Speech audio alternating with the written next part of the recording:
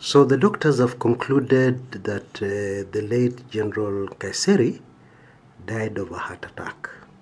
Okay? Now these are experts.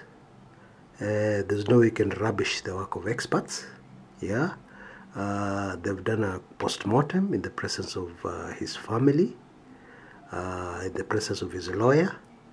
So the general died of a heart attack. Now I'm aware there are too many Kenyans who don't believe that one. They don't want to believe that. But tuliza boli kidogo. Let us examine a few issues here. Number one, it is possible to induce a heart attack. Yes? In other words, it's possible to assassinate somebody by inducing a heart attack. And by the way, this is not new technology. This is something that was being done in the 60s and in the 70s. Okay? Number two, it is highly unlikely for an artery just to block suddenly and cause a heart attack, according to experts. Remember, I've used the word unlikely, not impossible. Unlikely. Normally what tends to happen is that the person, the victim or the patient will normally display prior symptoms. Okay? You know, the artery is increasingly getting blocked, so sometimes when it's blocked and the heart lacks oxygen, they feel pain, you know. There are symptoms. There are symptoms which normally the patient will complain about prior to the heart attack. Yeah? Maybe over a week before the heart attack or some days and so on. There'll be symptoms. Okay? Normally also the person will say they're not feeling very well and so on, because the heart is a very important part of the body. Yeah, it is unlikely, again, notice the word I've used, it's unlikely that a heart attack victim will get involved in a vigorous activity like a workout, yeah, shortly before they have a heart attack. Okay, yes, of course we have seen soccer players who've had heart attacks right in the field, but that is during the activity, okay, not after. Highly unlikely. Remember, I'm using the word unlikely, so don't pin me down on that, okay? There's another highly sensitive reason why it is unlikely that this was a natural heart attack, the way normally we know heart attacks, which is a bit sensitive, and that one I state in my book, which I've produced in this issue, which I've produced on this issue. Just go to the video description area below and you'll get details on that. Anyway, let's move on. Let us for a minute rubbish what I have said and be satisfied with the heart attack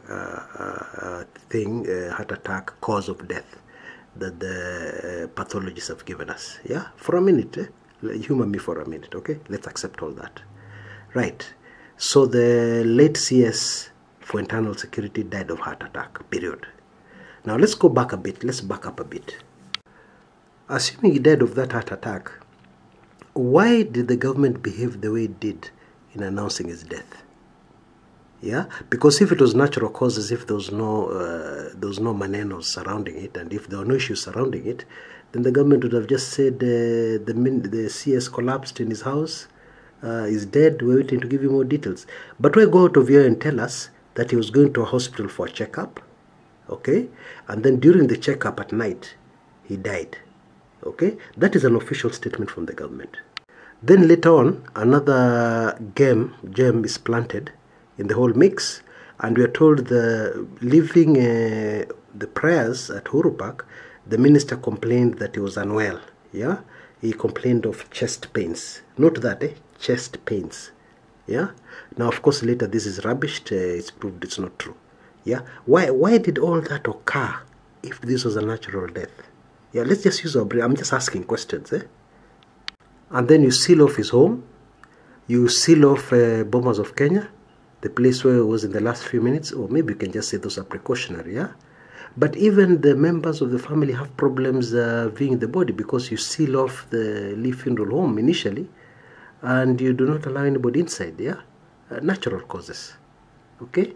Anyway, maybe precautionary. Let's move on. Maybe it's also a coincidence that this has happened about a month to the general election, okay? Because timing is everything, okay? Yes, of course, nobody chooses when to die. When your day has reached, it has reached. It could reach during the elections, in the middle of the elections, and so on. But I'm talking about the odds. the odds of that happening.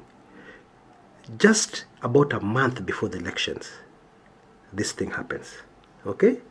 The other thing is that we have been told, or rather, if you have read my ebook, that the late CS for Interior was having a few problems, issues with the forthcoming election. Okay, let me just say differences of opinion in the way it was going to be handled. Okay, more details in the ebook, but this is an open channel, so I don't want to get very sensitive here. So the late CS died of natural causes, he died of natural causes, and there are these other issues. Now get me right, I'm not trying to force a conspiracy theory. All I'm doing is I'm asking honest, straightforward questions based on my experience of previous situations like this which have happened in our dear country. Okay, and a lot of the telltale signs that have happened in those previous situations where a high-ranking person in the government has passed on have actually happened in this particular case of natural death. I'm not speculating, I'm just asking questions. And I believe our constitution gives us freedom of speech, which would mean that freedom to ask questions if I'm not convinced by something, or freedom to question things. Don't I have that freedom guaranteed in our beautiful constitution? Until next time, this is Chris Kumekucha.